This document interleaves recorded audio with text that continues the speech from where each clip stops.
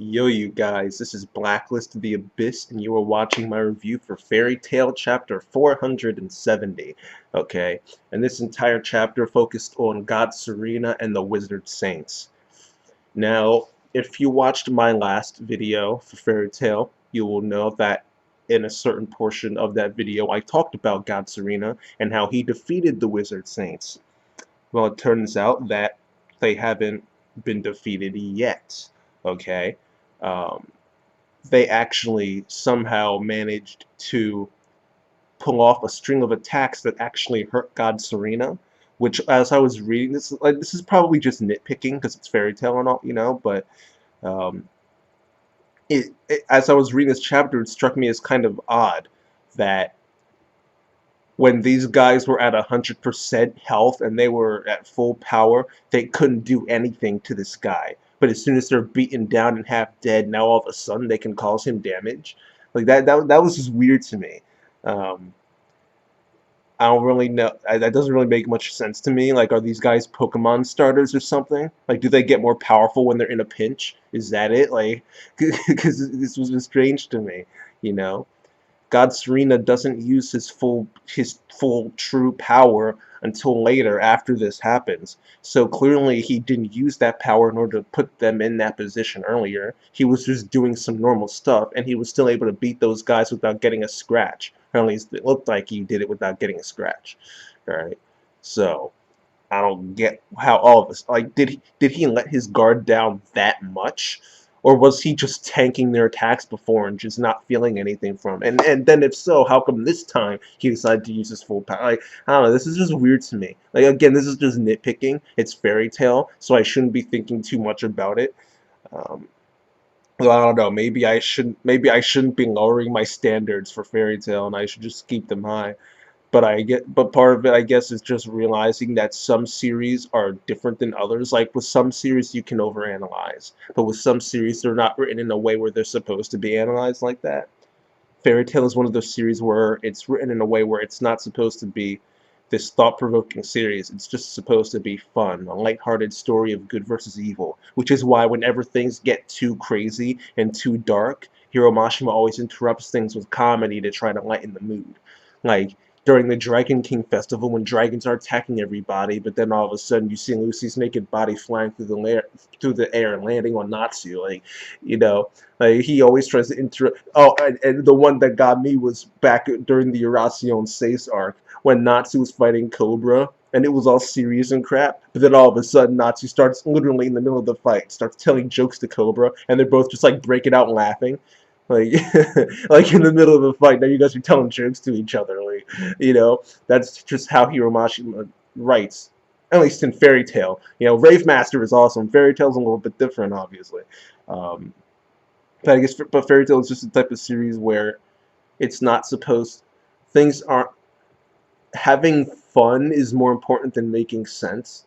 So I guess like I kind of have to lower my standards for Fairy Tail because that's the type of story it is. So I guess, but yeah. I mean, I feel like a part of me wants to say, if you wanted to show the Wizard Saints attacking God Serena, then don't show us towards the end. Don't start showing us the fight towards the end. Show us the fight in the middle while they're attacking God Serena, and he's just tanking these attacks, and he's still fine. Then he defeats them, and then they're lying there half dead, and then he decides to, just play with them, I guess, and then he starts to use his full power just for the heck of it. Which is where we get to in this chapter. He uses his full power and he reveals that he's a dragon slayer. All right, but not just a singular dragon slayer. He's one of those type 2 dragon slayers like Laxus, where he wasn't actually taught by dragons. Second gen, I guess you can call him. He actually has Lacrima in his body, but not just one type of Lacrima like Laxus or Cobra. He has 8 different types of Dragon Slayer Lacrima. 8 different types of Dragon Slayer Lacrima, all right, in his body. Um, and let's see, they didn't tell us all of them, and I guess at that, to the way the chapter ends, we might never figure out what all of them are. But the ones we do hear about are let's see, it's an Earth Dragon, a Purgatory Dragon, Neptune dragon, Gale dragon. So essentially, it's Earth, Wind, and Fire, and water. Okay. He should have. Hiro Mashima should have wrote this chapter in September. Anyway, bad jokes aside, God Serena ends up beating the Wizard Saints yet again with these 4 different types of Dragon Slayer magic.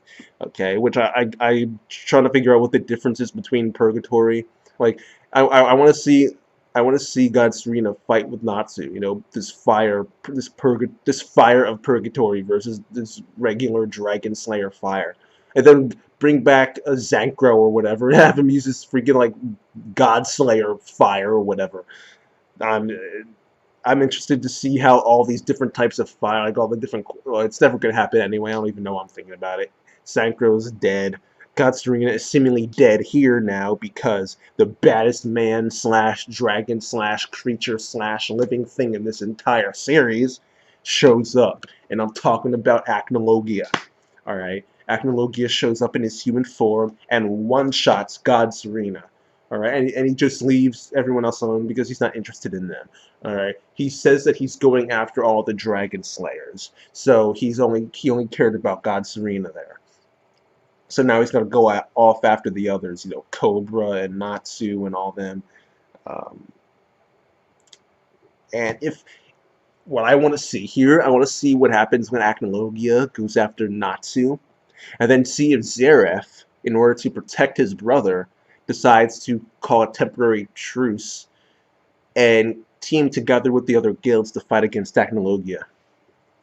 That's not, you know, because, you know, enemy of my enemy is my friend. Maybe they'll end the war for the sake of defeating Acnologia. Then maybe Zeref can die by the hands of Acnologia, and then they won't have any need for the war anymore. You know, so maybe that'll be the way Hiro Mashima writes himself out of this corner where Fairy Tail and Lamia Scale and Sabretooth and all these, you know, Mermaid Heel and all these guys, they have literally no chance at beating Zeref at all, unless they get what's her face on their side, like I said before. But even so, I mean, they still got multiple members of the Spriggans to fight. You know, Brandish can't do it all by herself. You know, so whatever. But this might be his way of writing himself out of that corner. Right? But that's it for the chapter, pretty much. I'll give this chapter a rating of 7 out of 10 because the stuff with the Wizard Saints fighting God Serena, it was fine. You know, like I had that one problem with it, but it's Fairy Tail, so it's fine. The best part of the chapter was obviously when Acnologia showed up, but that was only a couple pages at the end, so yeah, I'll say this was a cool chapter, and I'll give it a 7 out of 10. And that's that, you guys. Rate, comment, subscribe, follow me on Twitter at BlacklistOTA, and I'll see you guys next time.